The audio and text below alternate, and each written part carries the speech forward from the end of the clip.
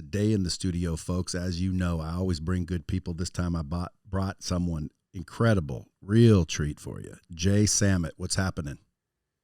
Hey, thanks for having me, Brad. Folks, if you guys don't know Jay Samit, you're living under a rock. He's like the guy behind the guy, talking about people like Steve Jobs, Steven Spielberg, Bill Gates, Reid Hoffman, David Geffen, Richard Branson, Paul Allen, Piero Midier, which, by the way, lives across the street from me. Or I've never seen him, but supposedly it's his house.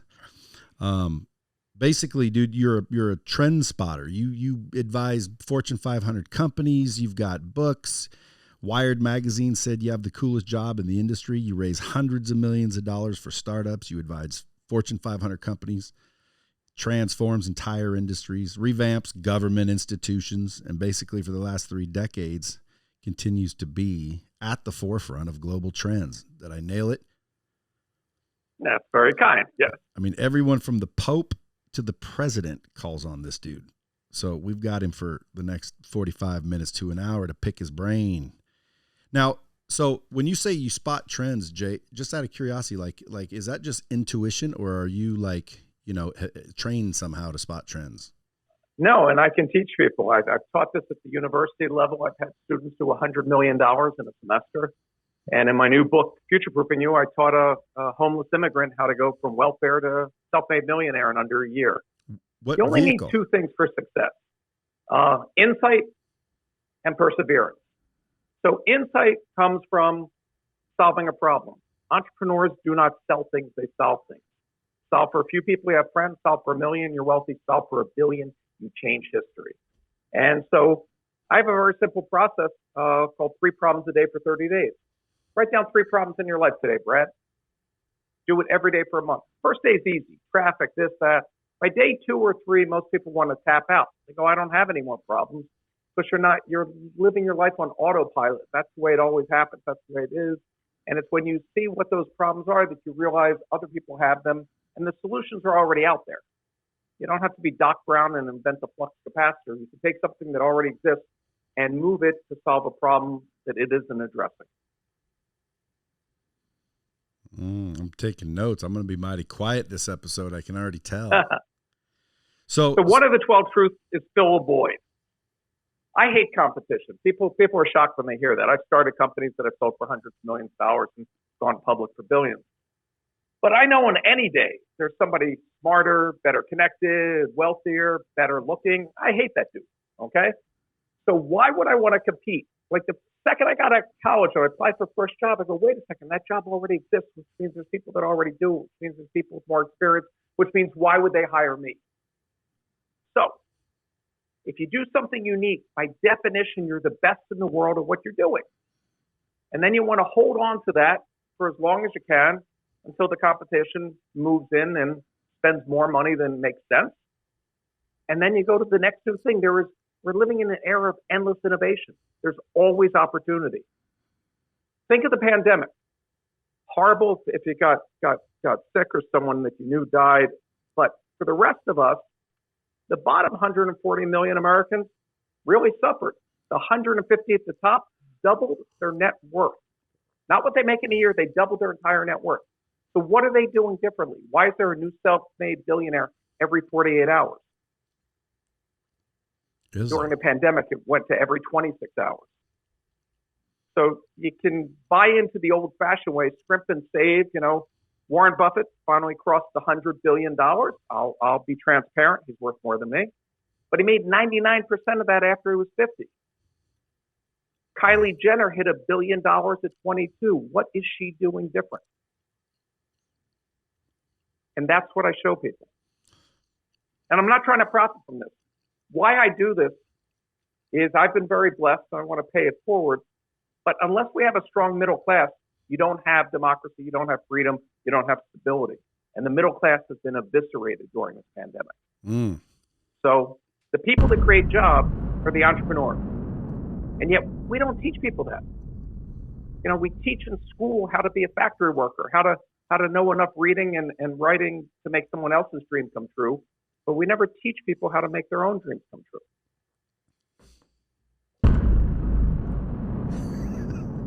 Being quiet on that end. I got a feeling somebody unplugged you.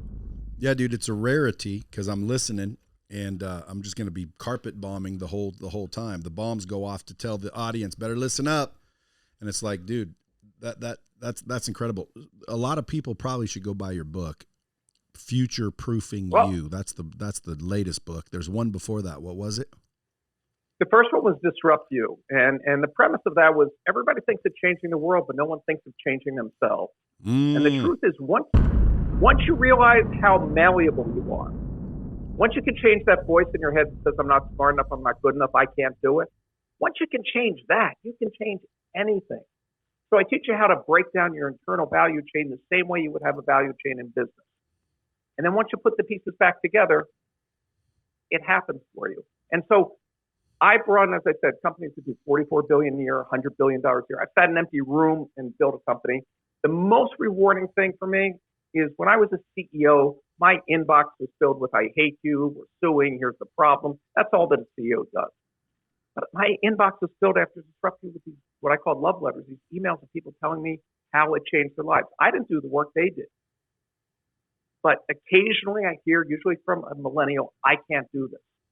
And I didn't understand why I couldn't reach them. So I said, what if I just take somebody that everybody could relate to? His name's Vin Clancy, had no social structure. His parents on welfare, he was on welfare. And I mentored him on these 12 principles in future proofing you. And the first one, I'll tell you because I know you believe in this. This is why you do your show, Brad. You have to have a growth mindset. Okay? If you think you can or you think you can't, you're right. So how do I get somebody that never believed they could to instantly have that? I didn't have the time in a year. So when Vin read the book, he found out something that I didn't let him know ahead of time. In our very first meeting, I lied to him. I don't like lying, but there's a psychological principle called the Pygmalion effect. Professor went to school, tested all the kids, and told the teachers these three would be super learners, super achievers. They would just knock it dead this year. And guess what? At the end of the year, those three kids excelled. But the professor lied. He just picked three names out of a hat. If you tell people they're special and you treat them special, they become special. So I told Vin, I interviewed over 100 people, and he was the only one that had all the attributes to be a self-made millionaire, when in fact I believe everybody has it. But with me believing in him, he put his own voice aside. By the end of the first month, when he had made $60,000, he could have walked on water.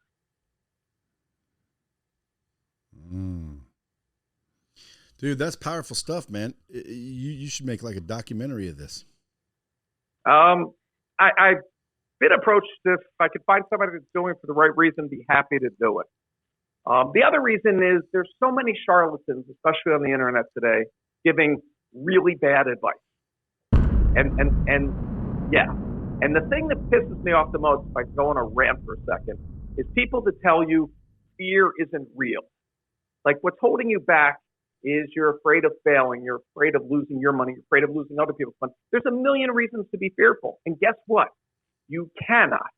It is impossible to overcome fear. Yep.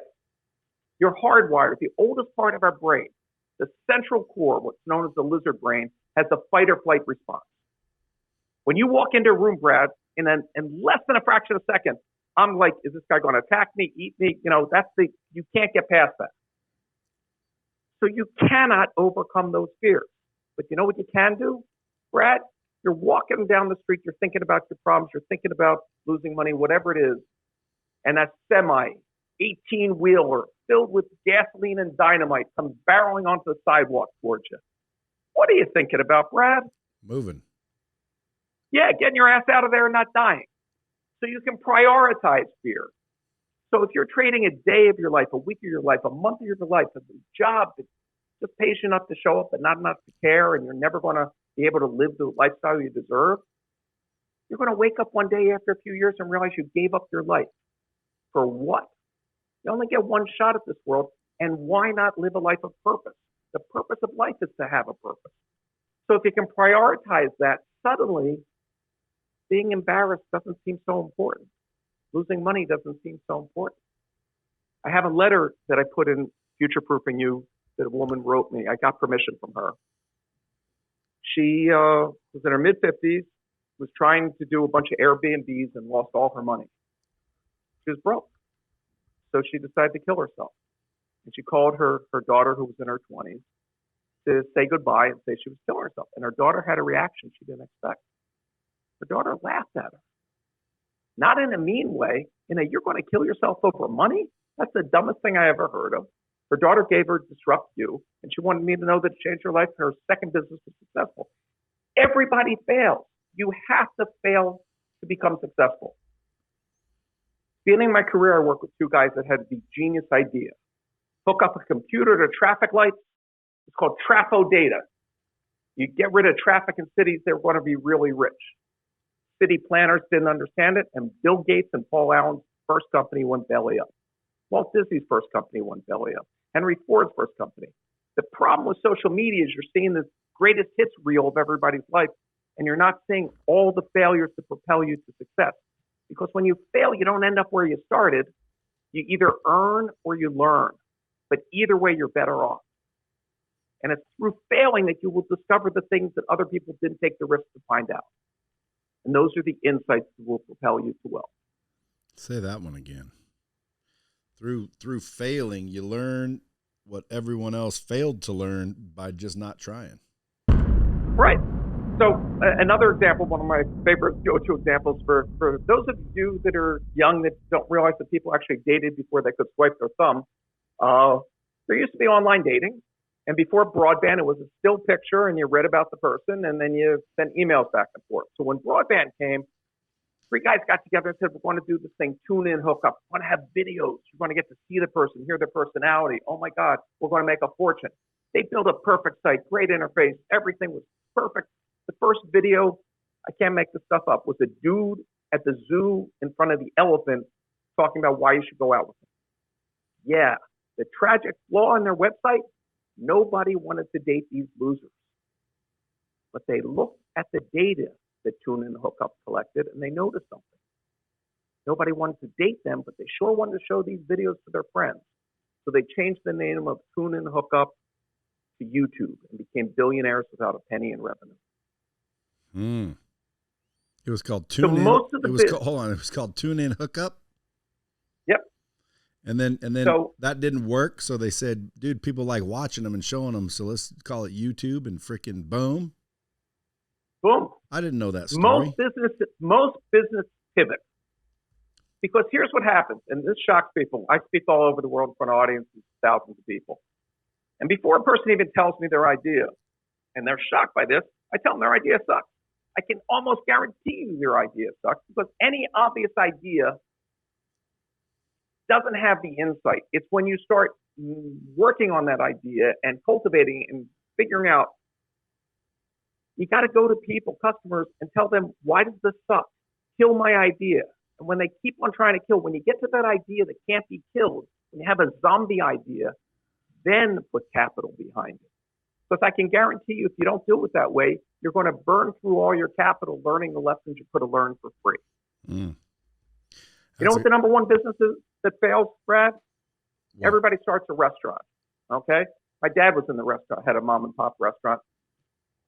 But everybody goes, oh, I've got a great recipe. I'm going to kill those restaurants. That's not why restaurants fail. So if you use this approach, which a guy did, he looked at why do restaurants fail?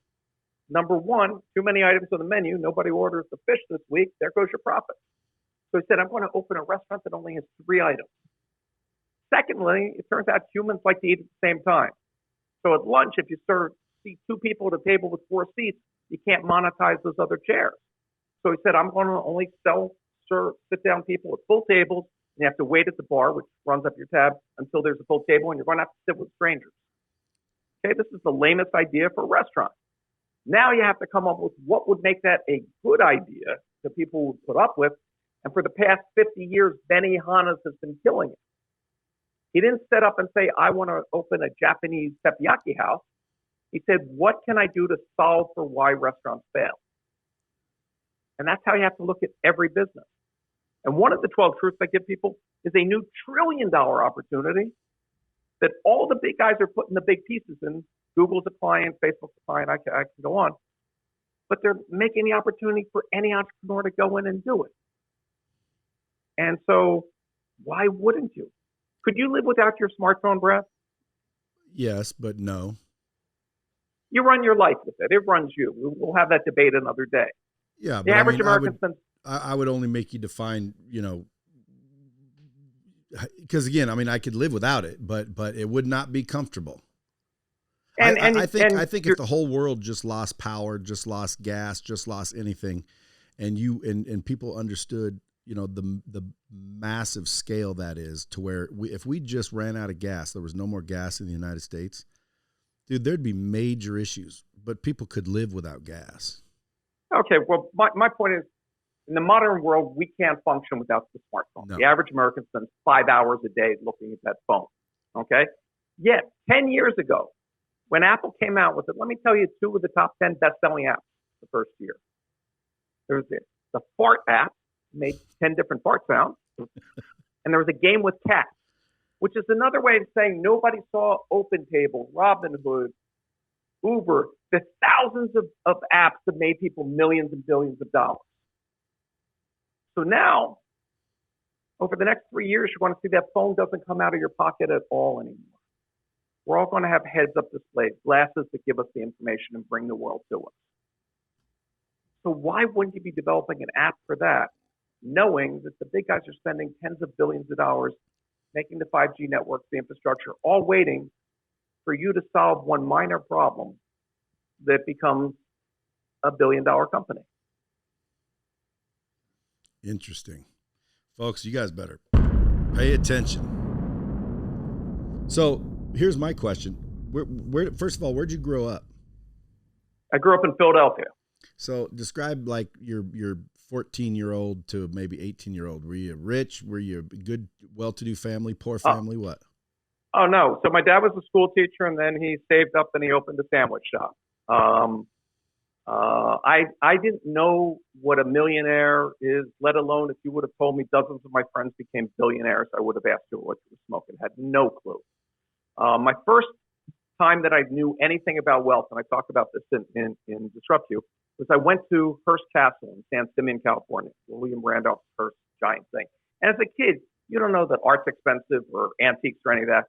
But any dude that has polar bears at his house, I'm like, that's wealthy, right? How do I make money? I want to have a castle with polar bears. And when I got out of school, I thought I'd get a normal job. I bought into society's lie that if you get good grades, you live happily ever after. And I got out in a recession, no job. And so I had to figure it out. I had 2 young sons. And so I looked at how does it work and started my first company and thought I'd do that forever. Then I sold my next company and the next one. And you notice a pattern. And that pattern can be taught. Just download Disrupt You from the old Apple Store or whatever it's called. Folks, if I was you, I'd go get these books. I'm gonna go. I'm ordering Future Proofing You right now as well. Like, dude, read the. If you get them both, read Disrupt You first. It's like the undergraduate course.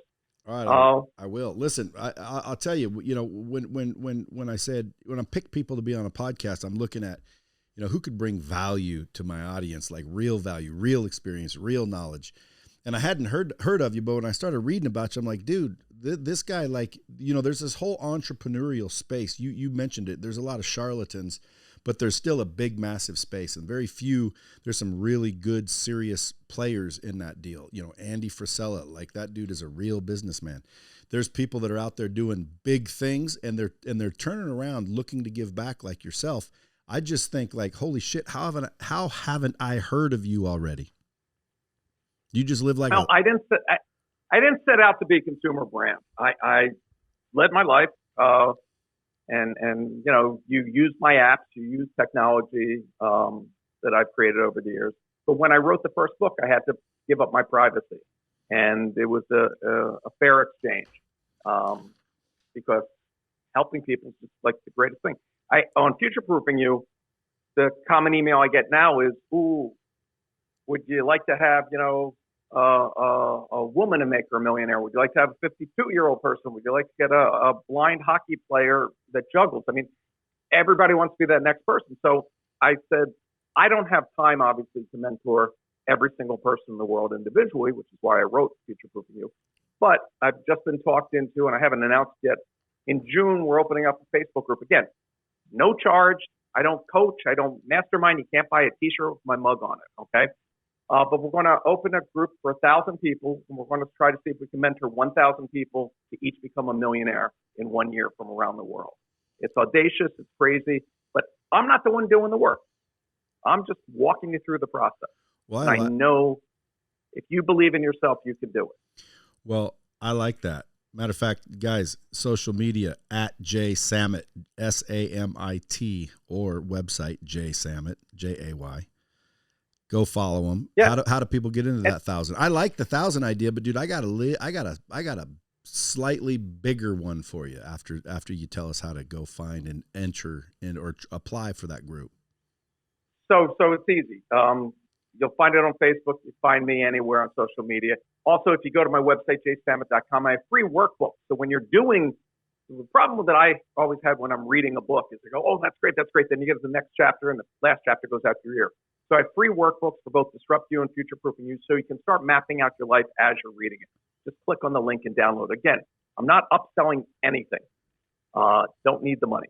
So there's no barrier. Anybody that wants to get in can get in, and we're going to probably you're going to cap 1,000 instantly. Shit, there might be 1,000 people from this podcast sign up.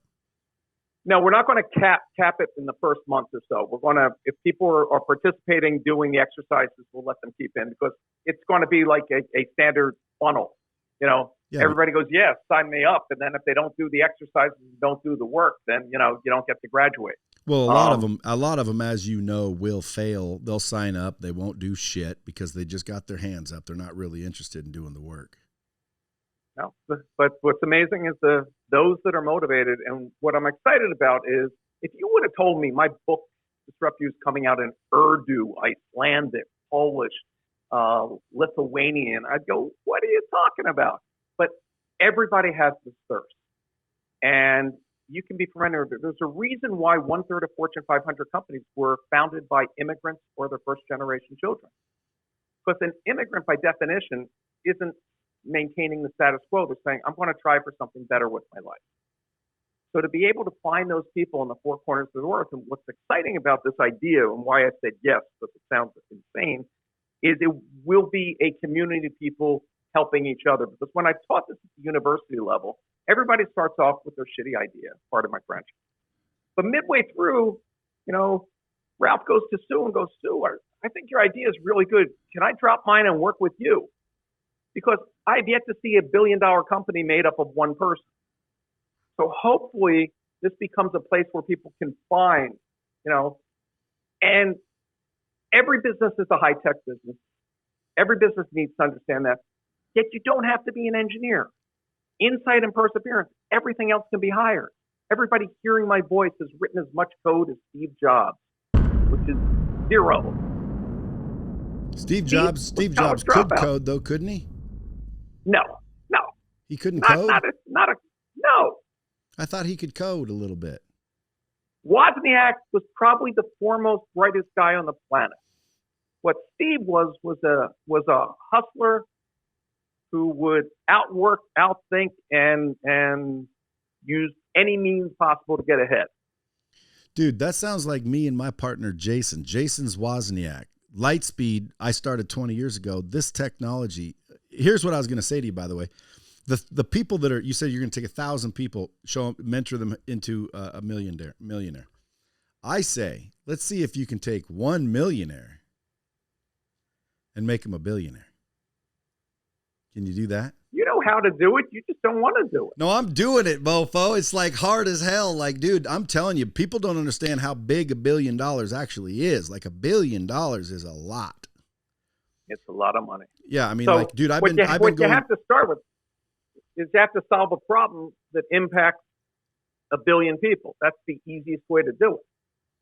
Well, I have a so-called competitor that just got valued at $2 billion. So that's good news for me because my technology is 10 times better. But it all boils down to marketing. It all boils down to freaking having a good product is obviously essential. But then it boils down to marketing. Like, Steve Jobs, I don't know who came up with like, be different or think different or all that shit, stay hungry, with the dancing crap, but Apple just came on the scene like, boom.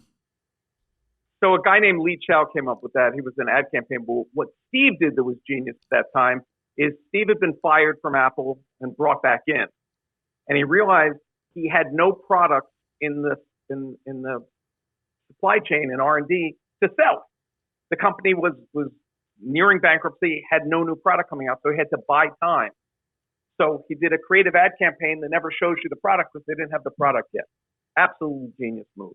But here's the easy way to get to $1 billion. A couple of years ago, some VCs came to me. They had a startup. They put $8 million into it. It had revenues of $30,000. They were going to close the door. Had 1 month of payroll left. And they said, take a look at it. And I looked at it and said, this makes a lot of sense. Something's wrong with what they're doing, but I like the premise. So make a long story short, 18 months later, we sold it to News Corp for $200 million. Okay. Damn. Here's how you get to $1 billion the fastest. And I know this is probably leaving some of the audience behind because that's not something to focus on. It works like this. When you're a public CEO, and I've been a NASDAQ CEO, so I'm not now and don't ever plan on being again, so I'll be completely honest with the audience. You hear CEOs talk about, think about the customer, I think about the employees, I think about the competition, I think about whatever. Absolute, again, BS. CEOs, it turns out, of public companies really aren't paid that much. They have a basic salary, but they have a stock incentive where they back up the Brinks truck to your house. Obscene amount of money if you can have the stock hit a certain price. So what is the only thing a CEO thinks about every quarter? Is he's got to hit that number every 16 weeks, and he gets paid funny money, insane money. So some invent good products and run a great company. That's hard. Most say the easiest way to hit that number with profits is stop spending. So they stop R&D on new stuff because it may take 2 or 3 years, and the life expectancy of a CEO is slightly longer than a piece of cheese in your fridge. Okay? So that is why a CEO will overpay to buy some startup that gets them a product now and not have to pay 3 years of R&D that will be much less. A guy went to apply for a job at Facebook. He couldn't get the job. A year and a half later, Zuckerberg buys WhatsApp from him for billions and billions of dollars because Zuckerberg needed something new. So the idea is, how do you build something that's positioned for someone that's sitting on billions of dollars to scoop up and buy? That's your quickest way to $1 billion. And so you can get actually $1 billion with little or no revenue. Well, you want a piece of it? Come help me do it with my company. I've done it, my friend, and that's why I'm trying to teach it now. Can anybody? The other thing. Go ahead. I was going to say, can anybody like hire you in any way? Do you do anything for a living other than just kind of retired and writing books and giving back knowledge? So I just stepped down as vice chairman of Deloitte. Deloitte did $44 billion a year. I have some clients. In all transparency, the most interesting client of recent is Google had called. I go, wait a second. You have every top brain engineer in the world, okay? And when I want to know something, I Google it. So what in the world could I possibly know that you don't? I wasn't being modest. I'm like, you got me. And it's like, we've never successfully brought a product to market. I go, good point. Good point. That I can help you with. But yeah, no, I'll take on things that I think make a difference. So an engineer that worked for me 20 years ago came to me with a solution that I'll tell you about in a couple seconds that I felt morally obligated. I had to say yes. So I am chairman of a company called Greenfield Robotics. 100 years ago, some moron thought the best way to grow food was put a bunch of poison on it, enough to kill the bugs and the weeds and the small mammals, but it would never do anything to us. Well, cancer rates skyrocketing, we know the end result. So how do you get poison out of the food? What if you have small little robots? Think of Roombas going up and down cornfields and soy, and they just trim off the weeds. So one, farmer now gets to grow organic. It's robots as a service. They don't have to buy the robots. They get to grow organic, so they make 40% more per acre. In 2020, not a single farm in the U.S. made a profit. So farmers are hurting. So that solves that. Number two, the excess chemicals don't run down the Mississippi, killing all the fish in the Gulf of Mexico. Number three, we don't eat poison and get cancer. And best of all, farmers only till the soil to chop up weeds. If you don't till the soil, you're sequestering carbon. The single largest source of carbon in our atmosphere isn't factories and isn't cars. It's agriculture. Mm. So why wouldn't you want to make sure this little robot, goes and makes the world better? Again, solve problems for billions of people. So if you have something that solves the problem for billions of people, makes the world better, I have to say yes. How can I help? Your robot, is that just an analogy, or is that thing being built? Oh no, they're out in the field right now.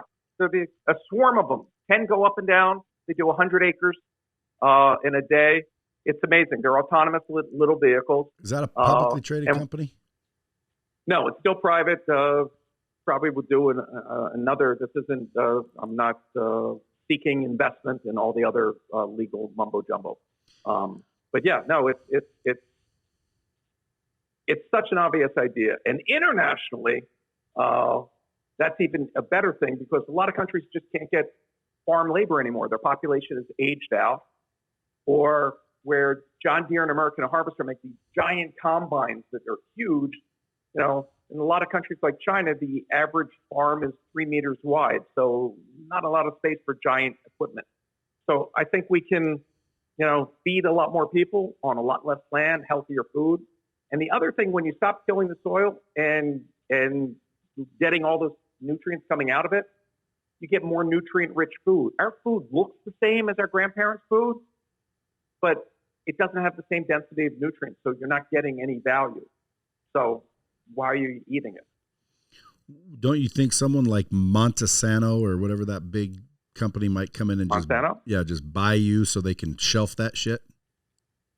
Well, I'll start with the first half of the sentence. Of course, somebody giant's going to buy it, scale it. I already told you the quickest way to do the $1 billion. But why, if it solves something, this is what people don't get. Monsanto doesn't say we're in the chemical business, let's kill everything else. Monsanto's in a solving problem business, and if there's a new way to solve it, I've worked with McDonald's. And the CEO of McDonald's a few CEOs ago said something brilliant to me once. He said, if people wanted to eat tofu, we'd be the #1 seller of tofu in the world. And it's true. It turns out in the countries that force McDonald's to have Happy Meal with fruit options, like Australia, they load up all the apples in the glass case, and at the end of the week, they throw out all the apples in the trash. So they're offering people the choice, and people aren't taking it. So big corporations aren't evil. They're just trying to make a profit. And if there's a better way to make a profit, but here's what is coming up, and I end future-proofing you with a chapter on this. Sustainable capitalism is the only path out of what we're doing right now. The idea of endless growth on a finite planet doesn't work. Physics comes into play. So when Walmart saw that their second biggest cost after employees was energy, they went to all LEDs, got rid of the fluorescents. They took out $100 million worth of cost a year, straight to the bottom line. When Target sees that Walmart does that, Target went and they now have the largest installer of solar panels. So why wouldn't you go into a sustainable business? Because the regulations are going to force all of mankind to do it eventually to get ahead of the curve. Which would be solar? Solar, wind, there's endless ways to do it. Tidal. Right now solar is cheaper than all the fossil fuels. So China didn't convert their coal plants because of the Paris Peace Accords or tree hugging. They did it because it's cheaper. And over the next decade, you will see a surplus of energy in the U.S. Buildings consume 40% of all energy in North America. Buildings will become creators of energy. Solar paint, solar panels, solar glass. Your buildings will give off and store more energy than they can use. And whoever owns that real estate gets that excess. Yeah, there won't be a lot of market for it because there'll be a lot of excess, but that's good. Yeah, like every building. Clean energy should be cheap. Yeah, like solar panels will be basic and standard installation when homes are built. Right. If you ever saw what Elon did, he said, why put solar panels on a roof? Why not just make a roof out of solar panels? So it's shingles that are solar panels. I mean, some of these things are so basic, but don't get caught up that you have to invent some giant thing. A guy named Larry Tversky was doing the challenge, and wakes up one morning, the phone rings, he's taking his medicine, and then he gets off the phone and goes, wait a second, did I take my pill? If I take it again, I could OD. If I don't take it, I don't get better. Ooh, here's a problem. So he figured out to take a little Happy Meal watch, put it on the top of a pill bottle. You look at it, go, oh, I opened it 3 minutes ago. Yes, I took it. Oh, I opened it 8 hours ago. No, I didn't. Timer cap is now sold at every pharmacy all over, everywhere. It was that easy. My favorite one in future-proofing you for the moms and dads listening, the middle of the week, it's 10 o'clock at night, your daughter's making her project to show in school on a big piece of poster board, and she messes it up. And she's crying, please take me to the store. I need another piece, please, please. So the mom does this, and the next morning she calls her sister and says, you know what? Before I gave my daughter that piece of paper, I made little lines on it so that she could draw straight. Why don't they sell poster board with lines on it? Again, make a long story short, she got a patent, went to the factory that makes these things, makes about $5 million off of that patent, no employees, still sitting home. Damn. So let me ask you a question. I mean, the 1,000 people Sure. that you want to mentor to make millionaires, why don't we put in 1 million people? Well, I don't know what groups do, and they're sending out and communicating. And Facebook groups aren't necessarily like Facebook isn't a training technology. It's just a platform Right. where you can talk to each other. But I happen to have invented 20 years ago and still have the most advanced interactive training and communication platform that exists called LightSpeed VT. I would want to do something like, let's take what you were going to say to those 1,000 people, create interactive content with you and the people that you were going to do it with, to where now it's on demand. Jay Samit on demand, and you can have millions of people log in. Free or paid is irrelevant. I mean, my mission in life, I don't know how much you know about me, but my mission is to get the knowledge from the people who have it, like you, to the people who need it. Now, in my mind, people fail because they don't have the right information. They're not thinking with the right perspective. The things you're talking about is shifting people's perspectives to where now they'll start looking at things differently. And it's just like you're saying, it's not rocket science. So that's my whole mission. This technology I built allows me to do that. We do it with a bunch of big people. Yours. If I could tweak your mission, getting knowledge from people that have it to said to the people that need it. Yeah. That's an impossible thing to do. Well, Getting it from the people that have it, to the people that want it. That's what your mission should be. That's the second time I've heard that in like 10 years. I forgot who told me that one day. And I said, well, the problem with I mean, I like that, but there's people, and by the way, I guess those people would want it. Yeah, maybe I should change it. But I can tell you this, it's the same. To me, it's the same. Like if you don't want it and you're just a dipshit and you're not going to use it, then, I'm not looking for you. I'm looking to help the people that want to be helped. Like I always tell people, like I can save you from drowning, but you have to swim towards me.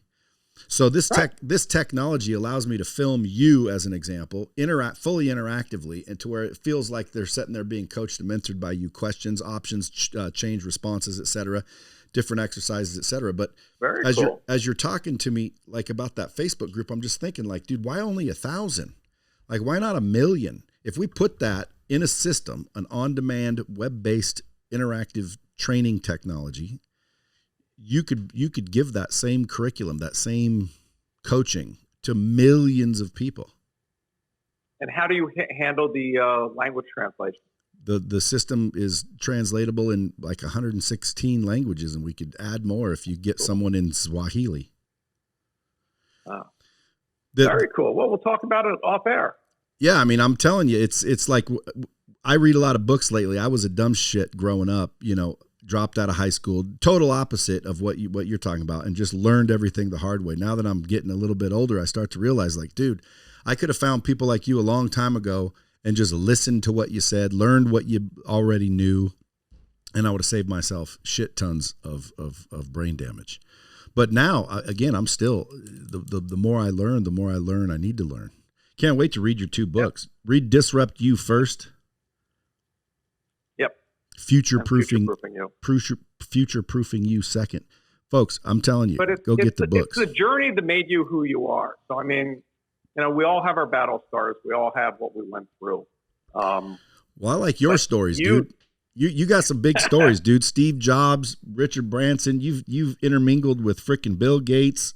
By the way, what's with Bill Gates? Like, everybody is saying, like, he's a eugenist or whatever. Like, the shots are to kill us all, which is, I think, ridiculous. But then again, I've heard of crazier things. What do you think about all that? When you're the top of the pyramid, people want to throw rocks at you. I was in my 20s, had a company of less than 10 people. Nobody knew me. We hadn't done anything worth anything.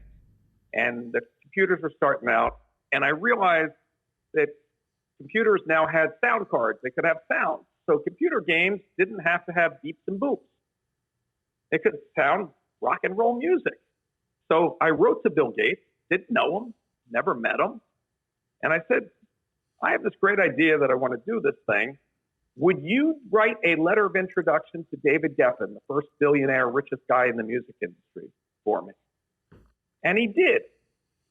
To a total stranger. And of course, Geffen getting a letter from a billionaire is going to take the meeting. And I created the first video game of rock and roll. We had Guns N' Roses and Nine Inch Nails and Nirvana and Peter Gabriel and all these people in it. And Aerosmith. And Aerosmith has made more money now.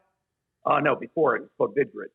And Aerosmith has made more money from video games than they have from selling records. So Bill Gates, I mean, very approachable, tremendous help. And we actually did the first co-branded product with Bill Gates, where I wanted my company name on it. And that's when I learned what 2-point type was. If you had a magnifying glass, you could see that my name was on that product. That's funny. But he's a good guy. So you're 18 years old. You graduate high school. You're back east, Philadelphia. What do? Go to college? I went to UCLA. So you came out west. Great college. Yep, came out west. And now this is you, 18 years old, young kid, don't know shit yet, right? Oh, clueless, beyond clueless. Okay, when you landed in college in UCLA, who'd you start meeting? Like, I had to pay my way through school, and I knew that you need to know how to write to communicate. So I started working on the school paper and made it up to editor. And so you got to pick the plum assignments. And what I was fascinated with was all these famous people would come to campus, and I knew at one point in their life they were in school like me, and now they're at the other end. How did they do it? I was consumed with this, and what I found from interviewing all these people and everything was that there is no secret path. There is no person that did it unscathed. That the harder you work, the luckier you get. And so that's what I did. And then when I got out of college, there was a movie that changed everybody's life. It was a movie you may have heard of called Star Wars. And I've gone like, it'd be cool, make Hollywood special effects movies. But I knew no one in Hollywood knew nothing about special effects. So what I needed was data. I needed information. So I ran an ad in the Hollywood Reporter describing an entry-level job for a studio. And I got a bunch of resumes. And the resumes told me two things. One, what would my resume need to look like to get a job? And two, here's a whole bunch of people that have one foot out the door, so all those companies are going to have a job open. The next thing I did is I started my first company for $1. I printed business cards. The company was called Jasmine Productions. Jay Samit and mine is where the name comes from. But I knew nobody making a feature film is going to trust their film in the hands of a 21-year-old kid. So I didn't make myself president of the company. I made myself a sales guy. I went out and hustled for the people that couldn't afford Lucas and Industrial Light and Magic to do post-production special effects work on the films. I knew nothing of how to do any of it, got to work, and then I hired the people that knew what they were doing. Again, insight and perseverance. That's all it takes. Yeah, I mean, if you think about that, it's rocket science, but it's not rocket science. And that's my big motto. Like, everybody wants to make it seem so difficult. It just seems difficult. Yeah. Then someone like you comes along and says, dude, I just did this, and you think, damn, Like anyone could have done I'll give that. you the modern. Yeah, I'll give you the modern version, which I talked about in Disrupt You. A young guy loved watching Mad Men, wants to work in ad agencies, gets a job with one of the big 5 giant international ad agencies. He's so excited. He wants to be creative. And he's down in the basement in a cubicle moving numbers around. I mean, he hates his job. He hates his life. And then one day he's Googling around and he realized nobody bought the keywords of the names of the 5 most famous creative directors. So for $9, the price of a Frappuccino, okay, he bought them. When those famous creative directors Googled themselves, it says, hey, I'd like to work for you. Click here to see my portfolio. 3 of the 5 brought him in, and he quintupled his salary. It's that easy. Well, you got to be innovative. You got to think outside the box, definitely. You got to think in abundance. And it starts with that growth mindset. It starts with harnessing fear. So we talked about fear earlier. If you buy into that everybody has those fears, now, instead of being afraid of fear, harness it. And what I mean is that person across the table has the same fears you do. So they're afraid of losing their job. The biggest thing in big companies is self-preservation. So instead of going in and trying to solve for everything, you have to get them to think about in terms of how this impacts them and their fear. So again, when I was very young, I had gotten myself a meeting scheduled with the CEO of Pepsi. This was going to be one of those change the course of history of my life. Studied everything. I had a brilliant plan, everything figured out. For me, this was the meeting of the decade. For the CEO, was the only thing stopping him from going to lunch. So not exactly the same level of intensity. But when I introduced myself and I thanked him for taking the meeting on this day because tomorrow I'm in Atlanta. Wait a second, Atlanta. It's going to be a Coke tomorrow?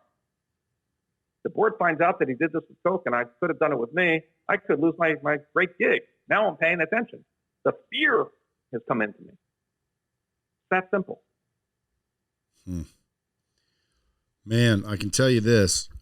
If there's a way that you're interested in, taking a look at old LightSpeed, shit, dude, I'll bet you if I had you in this deal, you could sell another one for a couple billion. Well, like, dude, you're an insightful son of a gun.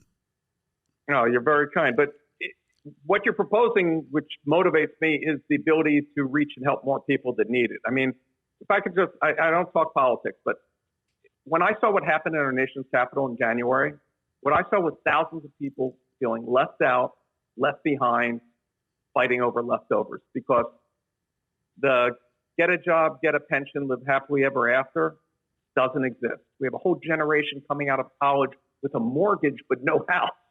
I mean, this is going to fall apart if we don't reach people and teach them. I mean, we're still teaching the same things we taught 100 years ago.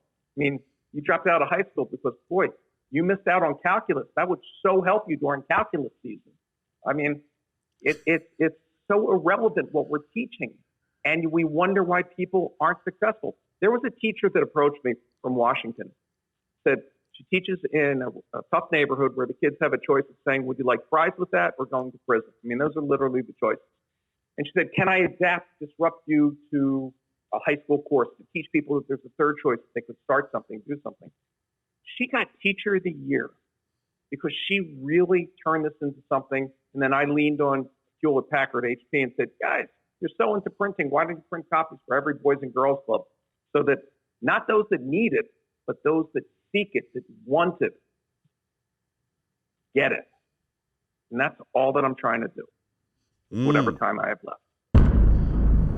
Well, that sounds like you and I are perfectly aligned in that. So yeah, offline, whenever we can get on another call, I'll show you the system real quick.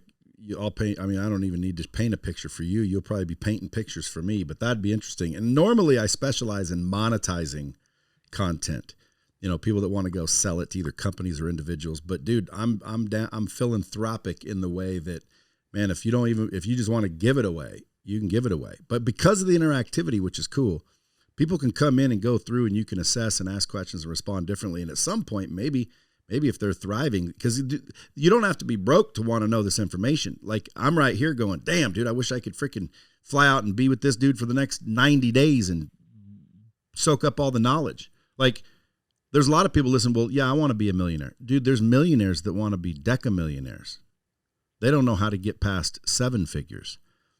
I got a couple buddies. I joke with them. I say, you're a single digit millionaire for like 7 years now. Like, when you gonna go? They're like, dude, we're trying.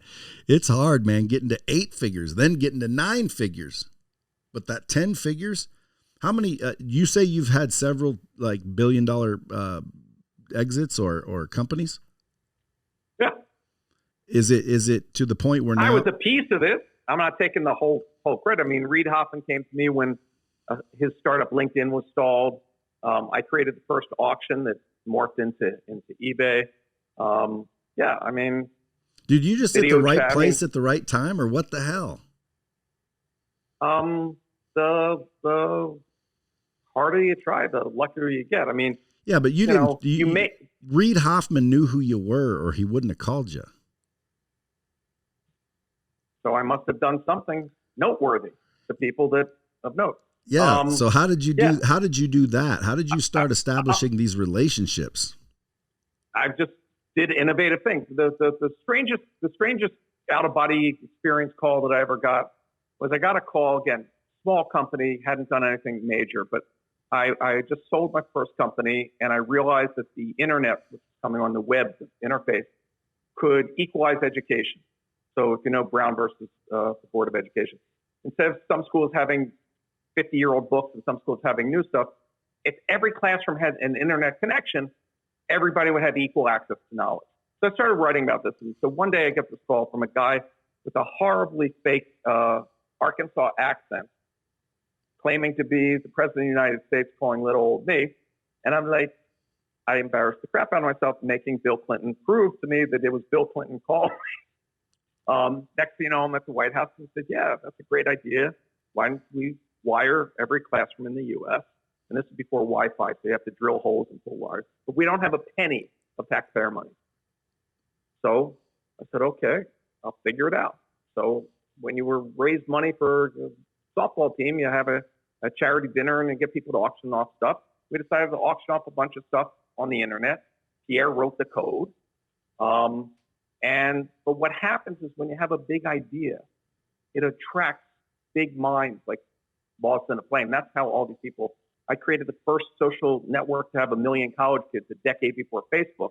The guy who ran the sports for it was a young guy named Mark Cuban before he had sold his company. I mean, all these people are trying something new, which is why I tell people, fill a void. That's truth number 8 of the 12 truths in future-proofing you.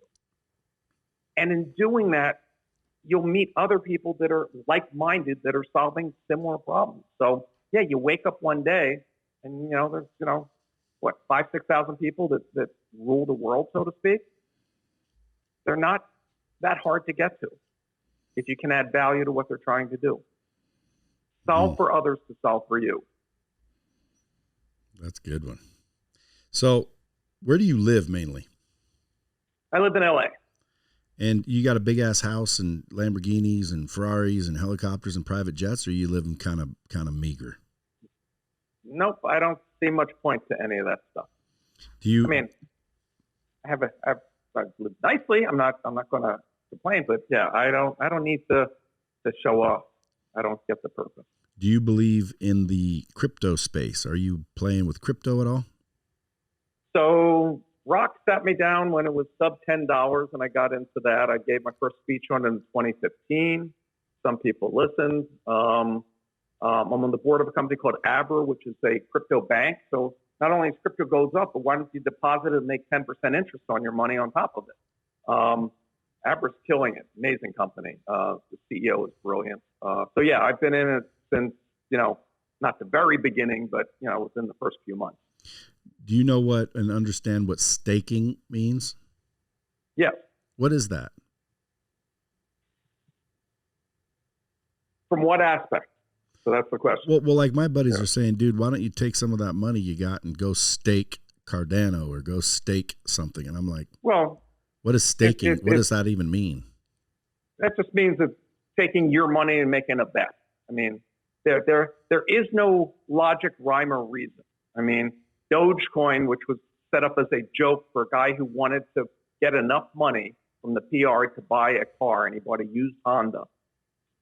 Alon goes and mentions it once, and suddenly there's people that have made hundreds of millions of dollars out of thin air. I mean, NFTs, I have my first NFT coming out on the 29th of May. That's a field that I can tell you where it's going and why it's real. But right now it's silly candy land. And, I think what I'm offering is a very, unique and special NFT. But, I always like to try what's new. Why wouldn't you? It's fun. And do you drop little nuggets on your social media if someone were to go follow you? Oh, so yeah. So I was obnoxiously so with the first book, putting up, at least three posts a day, and making fun, graphics to go with them to keep people engaged. Because I believe motivation is like a shower. You need it daily. So if I can, put a smile on your face, or, can't find a smile, give someone yours is the way I look at it. So yeah, sometimes it gets lazy. And then the other thing, which is totally off topic, is when the pandemic hit, like in January of 2020, I was in 4 continents, 12 countries, typical flying around giving speeches. Now I'm going to be locked in my house, and I thought it would be a month, 2, maybe 3. I didn't know it would be a year. How can I show people a silver lining? And the silver lining to me was a gift of time. So I peeled back my privacy again, and I showed that I've been a painter my whole life. I paint watercolor. So I started putting up a painting a day just to motivate people to what you could do with that extra time. And lo and behold, I hear from art galleries, and I end up with a solo show in New York and commissioned works. And I'm just thrilled to be discovered as an artist at this stage of the game. Dude, you want me to get you some help getting verified? I'm verified on Twitter. I'm on Instagram. You're not verified. I'm thinking, is this even him? See, you're a easy candidate to get verified. You know why they technically verify you is so their followers can't be, mistaken. So like I can probably make a phone call and get you that little blue check mark. I can't believe you don't have one already. I have no PR people. I have no social media people. My website's just from me. All my posts are just straight from me. Folks, go to Jay Samit, JAYSAMIT, 4,600 followers currently. Go blow it up. Get him freaking as many as we can get him, and then share his shit out to all over the world. I mean, dude, I'm really glad I freaking got you on the podcast and you took the time to freaking talk with me. I'm honored to be here. Let's join in your mission. Are you favoring Twitter? I did before Instagram. Lately, I've just been Instagram because it's more visual and it's been fun. I mean, I am shocked that when I say this like shockingly, because the more you paint, the more you realize how bad you are compared to the masters. But it is nothing more gratifying than I paint something, I put it up, and somebody instant message me that painting's mine, and they buy it before it even makes it to the gallery. But yeah, I just love hearing from people making a difference. It's been a fun ride. Disrupt You really has changed my view of mankind. We tend to get cynical as we get older. I have tremendous faith in man's ability to reinvent himself. Well, with people like you running around, dude, I feel like the world's a better place. You got Jay Samit on Twitter is verified. Go hit that one. It's obvious. JAYSAMIT. JaySamit.com. Go to @JaySamit on Instagram. Follow him. Hit that Facebook group. Get in that 1,000-person mentor. I mean, I damn near want it. Do you have to be not a millionaire to get in it, or can anyone join? Everyone can join, and then it's self-selecting to stay in. I mean, as the exercises we go through from the books and everything, there's homework. You don't just get to show up and magically become transformed, and you have to do the work. When does it start? So we're going to use the month of June to get everybody to tell their friends and their friends' friends, and then July 1 we start the 30-day 3 problems a day for 30 days, and let people start sharing their insights or whatever. Now, a common misconception with startups, and again, I've taught this enough times, is, I don't want anybody to know my idea. Somebody's going to steal my idea. You could stand in Times Square and shout your idea. It is so hard to start a business. Nobody's stealing ideas. Ideas are worthless. It's execution.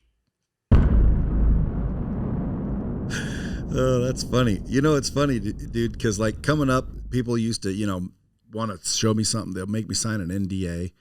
Everything's NDA. They don't want anything stolen. And it's like, dude, if I sign that NDA, I could still steal it and you'd still have to sue me. So it's like, get to the point. I'm not looking to steal anyone's idea. It's funny that you just said that because I just got done freaking having that conversation like last week.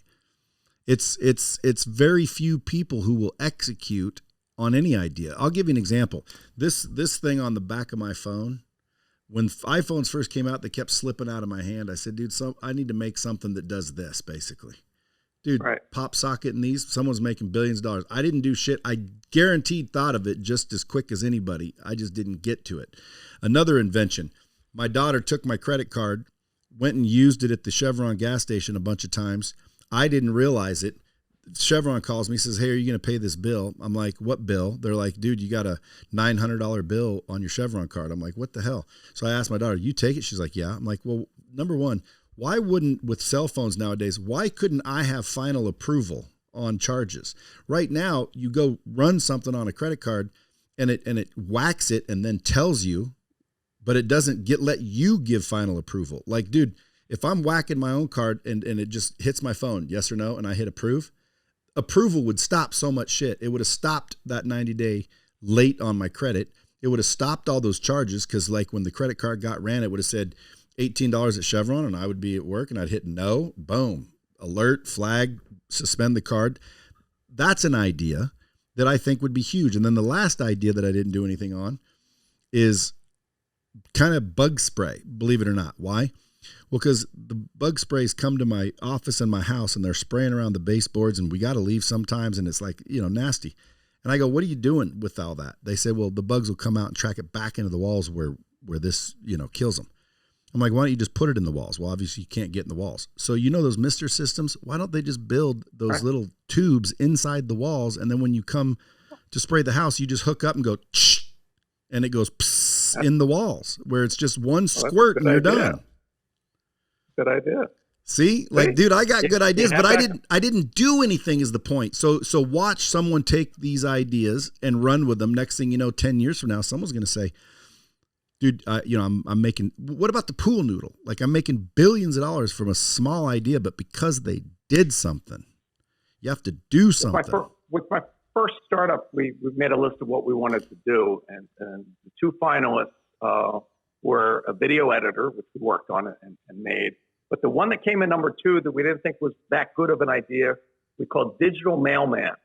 I could type something on my computer and it would go to your computer and you could read it. There was no email back then. So we all, I've made billion-dollar mistakes that haunt you on your bad days. But there's always something new that you can do. That's what's great about this. As an entrepreneur, it's the only time where you get to write the test questions so that you get a perfect score. I mean, you're not graded by somebody else. You're graded by what your ambition seeking to do. And I've seen it. So you talk about early days of people having ideas. So my buddy Billy, we're all doing stuff on computers, whatever. Billy didn't even know how to use a computer. This was back in the 80s.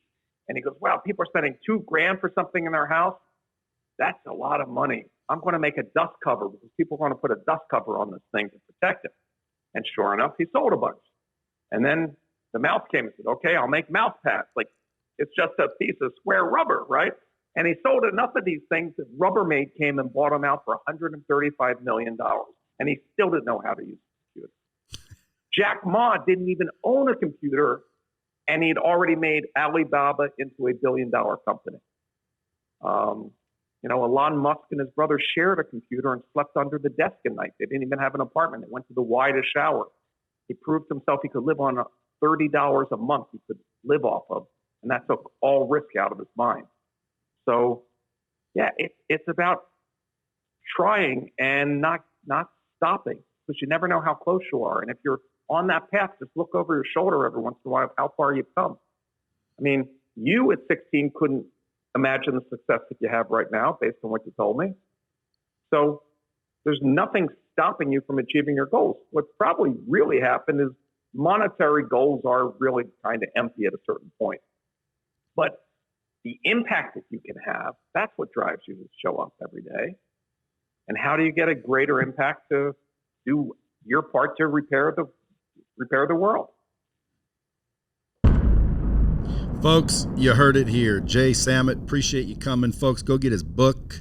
Go get both books if you're smart. I already downloaded them. I'll be listening to them next. I'm going to drop this episode quicker than normal because there's, 2 months worth in the can. I'm going to drop this sumbitch next as fast as I can to help you get that program filled up. If you guys aren't going to that Facebook page when you hear this, dude, stop listening. You're listening for nothing. This is probably the most it's the top episode for you to take action. Go join the Facebook group. Follow him on social media. Hashtag Bomb Squad, so he knows where you came from. And frickin' Jay, I appreciate you. I'm gonna stay in touch. As always, keep it real. Dropping bombs with the Real Brad Lea. Subscribe now.